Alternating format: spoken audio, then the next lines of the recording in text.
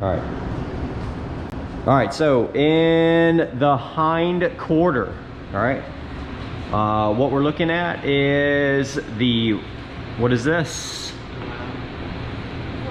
No, it's the round, right? The round. And separation is right here on the ball and femur. What would this primal be? The sirloin. Sirloin, right? Then we have the short loin.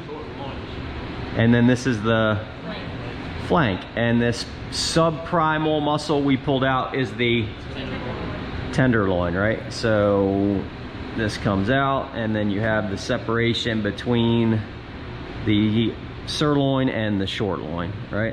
And if you look, this is where those initial strip steaks would come from if you were to leave that tenderloin in place. All right, so this is the tenderloin. There's not a lot that you have to do to it besides clean it up. So there's a band of silver skin right in this area. You'll get this membrane kind of pulled back with your boning knife. You'll slip your knife blade underneath and then remove that. You can pull off some of this chain if you want, or leave it on and then just do, you see this chain, and then just do a light trimming of fat. Okay, that's it for that. All right, over here, this is the what? All right, so where is the flank?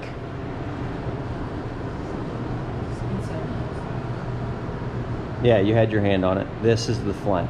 And you can kind of see the shape of that flank right here. So you would want to come in here and pull this membrane back, all right? And that'll get you down to that nice that nice meat underneath, all right? This right here is actually part of the skirt because it got cut through when they separated the quarters, okay? The forequarter, hindquarter. So that's a small piece of skirt steak, all right? And then everything else underneath of it right here is what you would refer to as that London broil, okay? So you have London broil, you have a tiny piece of skirt steak, and then the flank, all right? Everything else, there's gonna be a lot of fat and some hide, all right, on this that you are just gonna, it's gonna get disposed, all right? Over here,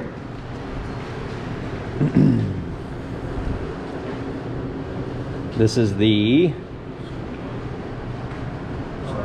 short loin, okay? So what we would do to fabricate this is we would look for, over here, can you see? We had talked about the loin eye, the side eye, okay? And then you would mark right above it, so right about here, okay? You would do the same thing on the other side. So you would look over here and you would do loin eye, side eye, okay? And put a mark here, all right? And then you would draw a line all the way across, and then you would cut, okay? So you would cut all that off, and then if you wanted to go straight to the bandsaw and do cut bone-in steaks, just to make it look more presentable, you would remove the chine. So take this part of the backbone out, and then you could cut your bone-in steaks, okay? If you weren't gonna do that, then you would come down this bone, all right? And you would you'd be rolling this loin out, okay? So what you would do is come down this long bone, and then you have all those smaller vertebrae. You remember that in the pork and lamb? You have these small vertebrae, you have to get right behind them, all right? And you then roll this whole loin out, and then you would cut boneless strip steaks, okay? Any usable meat maybe be up here, okay? But other than that, there's not much, okay? All right, cool, and this is the sirloin, okay? So you have two parts to the sirloin. What are they? The top and bottom, right?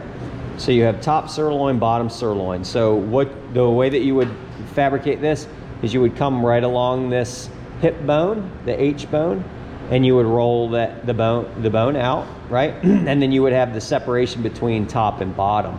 All right, so your top round, okay, is going to be right up in here, right? But what you have as far as the bottom round goes is in the leg muscles, okay, you cut through your knuckle, okay, which should be right here. And this is what they refer to as your ball tip, okay? This muscle right here is the bottom round, but they call it the flap, okay? And then tucked up underneath, like under the hip area in there, is what they call a tri-tip, and it looks like a crest, like a triangle. So you have ball tip, tri-tip inside, and flap.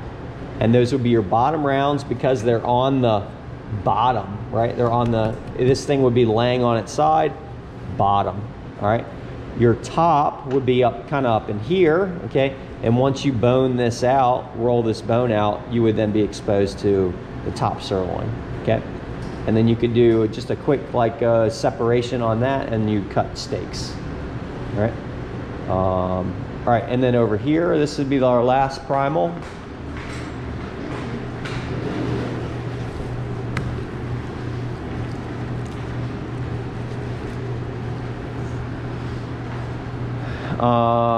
So this is the round, and we have the separation right on where that femur was, right? Ball and femur. So the muscles in the round would be top round, eye round, bottom round, knuckle, heel, shank, okay? So 6 muscles there. And then to fabricate this, just like we did with the lamb leg, you take the H bone out, right? Take this little tiny piece of bone out. That gets you down to your femur, and then you go femur to kneecap, find the seam, and you open this thing up, right?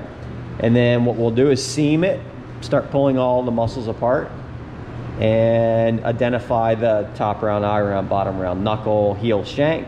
And then from there you cut, you would cut either roast, steaks, stew meat, grind, right, etc. All right? And then there's gonna be some trim and bones, okay? What is this? Tenderloin.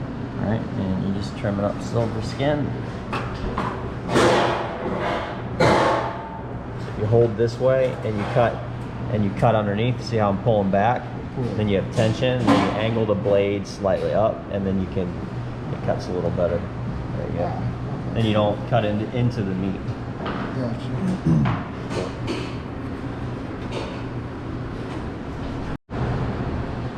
Just the beef round, boning out the hip.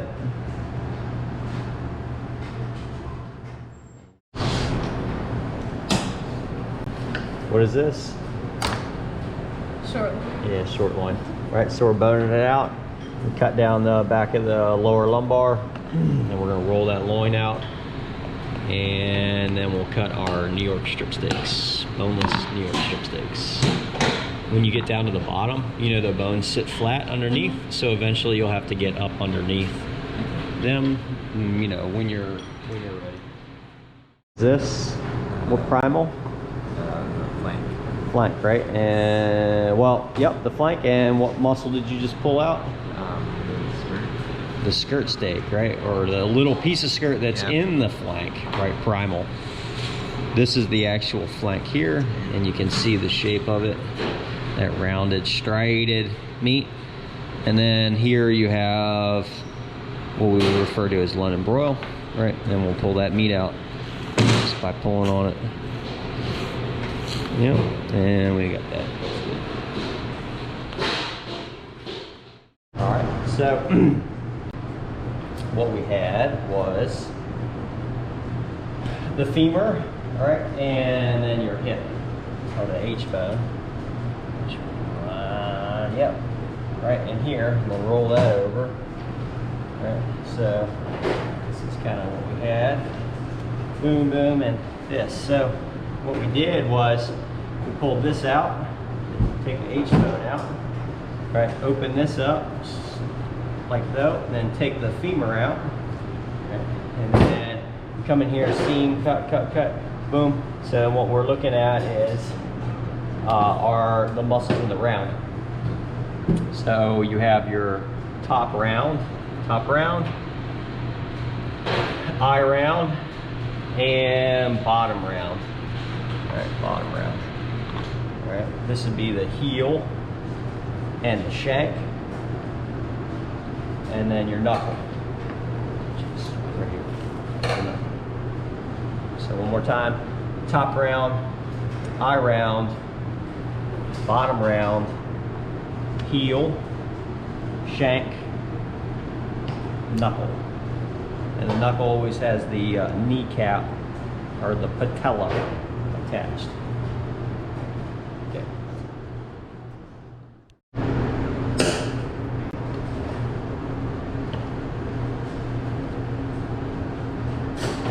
And then if you put your thumb on the back of the blade, sometimes helps give you more, yep, and then you can get through that a little easier.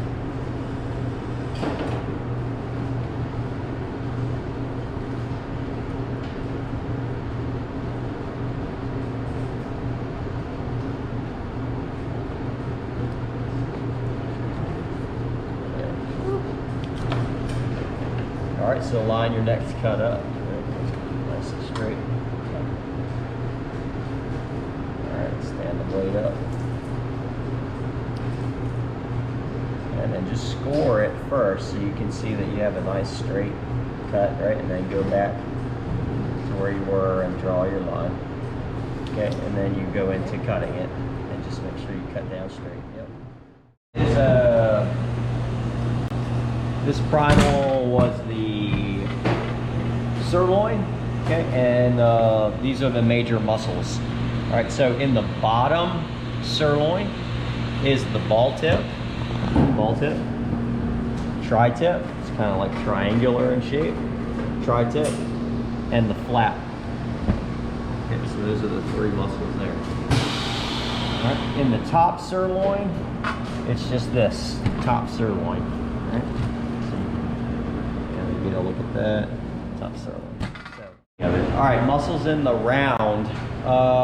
This was the round. It came off. These were the bones that came out. So you have the H bone, hip bone, and the femur. Okay. Once those boned out, we pulled the muscles apart, and what we were left with was the heel. Okay, the heel and shank. These went together. We separated heel and shank. Okay. This is the top round, and we separated that muscle away from it. So top round. This is the eye round. Okay. This is the bottom round. It's long and flat. Bottom round. And this is the knuckle. All right, and the knuckle has the kneecap on it, so you can see the knuckle.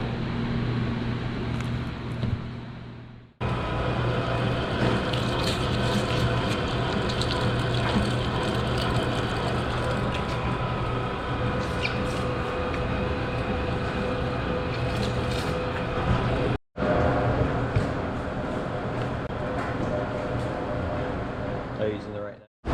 All right, so if you want to get an aerial, just a view of everything, just kind of come back here and get a shot from where you can see it all down the line. All right, cool. So you have to remember that this was only a quarter of the side, right? There's still the other quarter, and then for a whole cow, there'd be a whole nother side, right? So you can see how much is here. So just to kind of go through some of the cuts that we had made, this is your whole tenderloin. Okay, this could have been cut into steaks. We left it whole. It could be used as a roast, but you could cut filet mignon from this, medallions for grilling. Yes. Okay. Bunch of New York strip steaks, sirloin steaks. Okay, in this pile, so you can see how many of those we ended up with. From the hindquarter, bunch of stew meat from the bottom round. Okay, so good utilization. Turned off.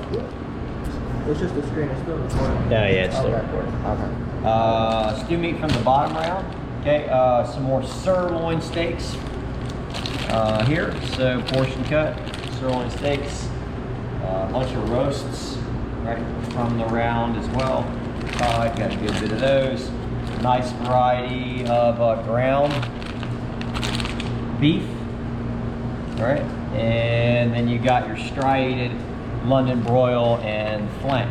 Okay, we also have bones for making stock. All right, we didn't get to the heel, but we could have cut hand back. You could have cut heel steaks, or for like ossobuco style braised items, bone in. Okay, you would have to cut this on the bandsaw. That's the reason why we didn't do it today.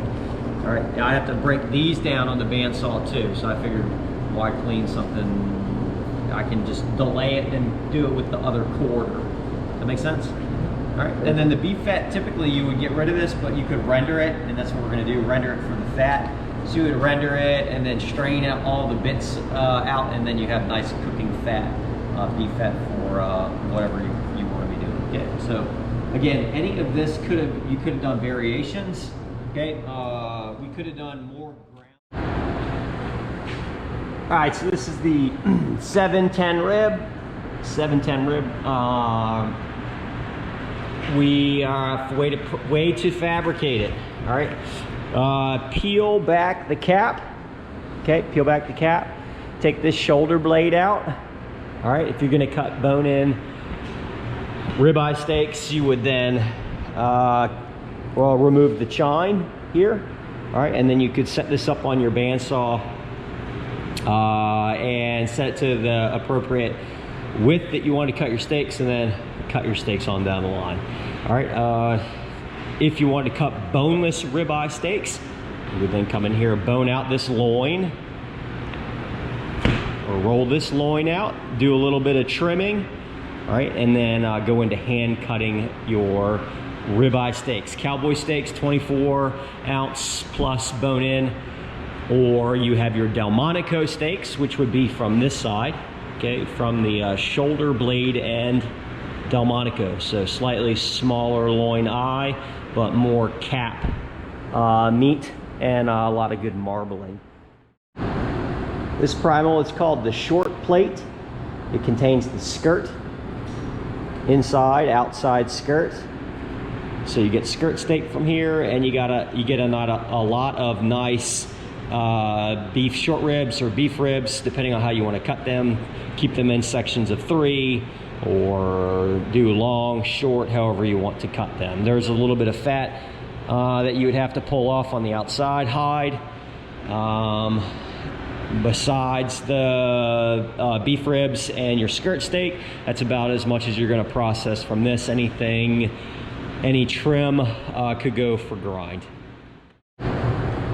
This primal here is called your brisket foreshank. Brisket foreshank. So this portion right here would be your brisket. All right, and then you have the foreshank right here, foreshank. Nice big arm roast. Great for grinding, good grinding meat. Get some arm steaks, your boneless brisket, some more ribs if you wanted to fabricate them out. Some trim, some bones for making beef stock, bone broth. Good cubing meat here for stew meat, or like I said, for grinding. So that is this primal here is your brisket foreshank. Brisket foreshank.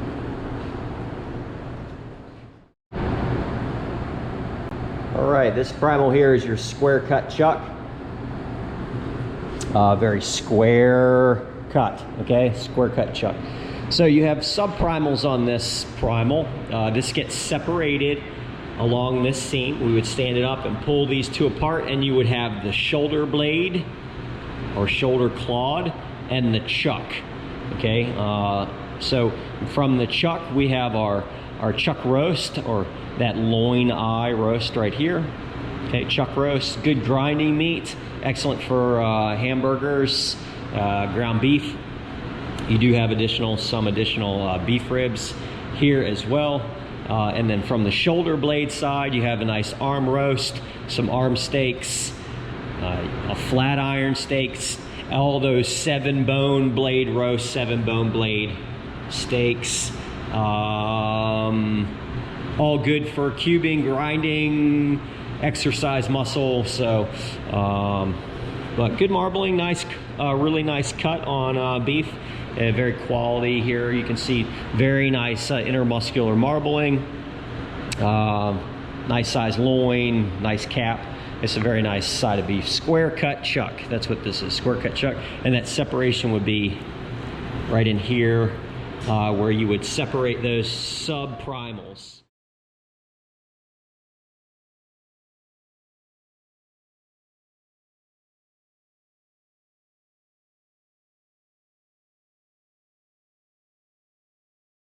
All right, this is your 710 rib broken down or boned out. This loin will get cut into ribeye steaks. Ribeyes, you can see that nice ribeye there, and good marbling. Same over here, a little oxidation will trim that off, but that's looking good. Got some bones that were cut up. Got some beef ribs from that. You see those there, beef ribs, back ribs, beef back ribs, back ribs, some just the fat itself, which could be rendered. All right, and then some usable trim, just some usable trim off that shoulder cap. Here's your loin cut into ribeye steaks. About 1 inch, 1 1/4 inch thick steaks, ribeye steaks.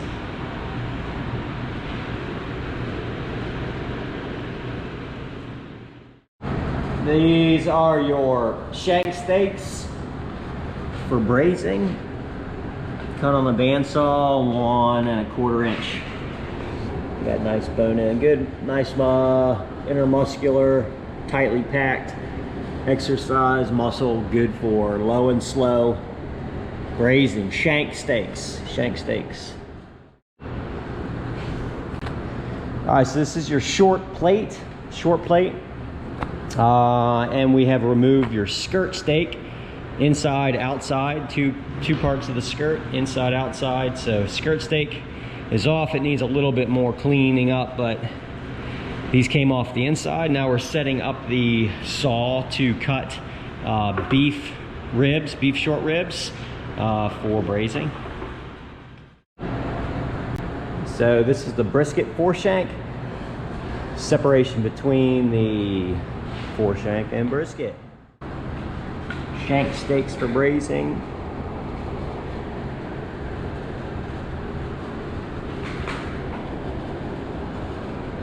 And here are some arm roasts, 2 large arm roasts that'll get tied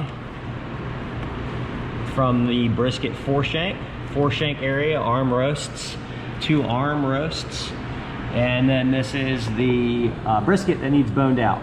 So I'll bone that out next. This is boneless brisket, split between the flat and the tip. Flat and tip, split, boned out brisket. So this is the square cut chuck, separated. That's the chuck, and that would be the shoulder claw. Said that there were sub-primals, right? That primal could be taken apart into 2 pieces, 2 bigger pieces, and those would be the sub-primals, the chuck and the shoulder claw.